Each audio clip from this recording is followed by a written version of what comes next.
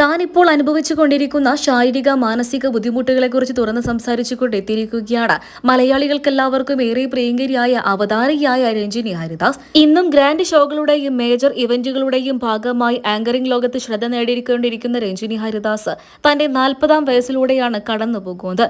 എന്നാൽ ഈ സമയത്ത് താൻ അനുഭവിക്കുന്ന വല്ലാത്ത ശാരീരിക മാനസിക അസ്വസ്ഥതകളെക്കുറിച്ച് തന്നെയാണ് രഞ്ജിനി ഇപ്പോൾ തുറന്ന് സംസാരിച്ചിരിക്കുന്നത്. താരത്തിന്റെ വാക്കുകൾ ഇങ്ങനെയാണ്: ഒരിക്കൽ പോലും ഞാൻ എന്റെ ജീവിതത്തിൽ ഇങ്ങനെയൊരു സാഹചര്യത്തിലൂടെ കടന്നുപോയിട്ടില്ല. പലപ്പോഴായിട്ടും ഒരു അമ്മ എങ്ങനെയാണ് കുഞ്ഞിന് ജന്മം നൽകുന്നത് എന്നോർത്ത് ഞാൻ അത്ര കാര്യമാക്കാറില്ല. എന്റെ അമ്മ പലപ്പോഴും അതേക്കുറിച്ച് എന്നോട് സംസാരിക്കാറുണ്ട്. എന്നാൽ ഞാൻ അതൊക്കെ തന്നെയും പുച്ഛിക്കാറാണ് പതിവ്.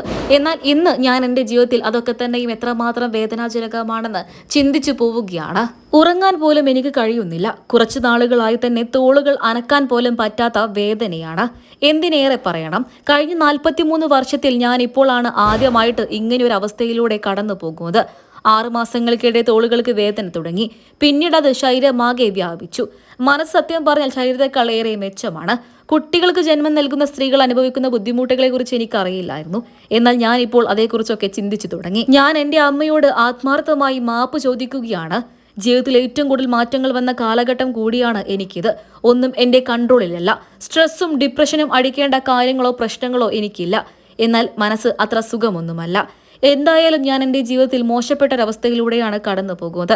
എത്രയും പെട്ടെന്ന് തന്നെ രഞ്ജിനി ഹരിദാസിന് ഇതിൽ നിന്നും കടന്നു വരാൻ സാധിക്കട്ടെ എന്ന് തന്നെയാണ് താരത്തെ സ്നേഹിക്കുന്ന ആരാധകരെല്ലാവരും പറയുന്നത്.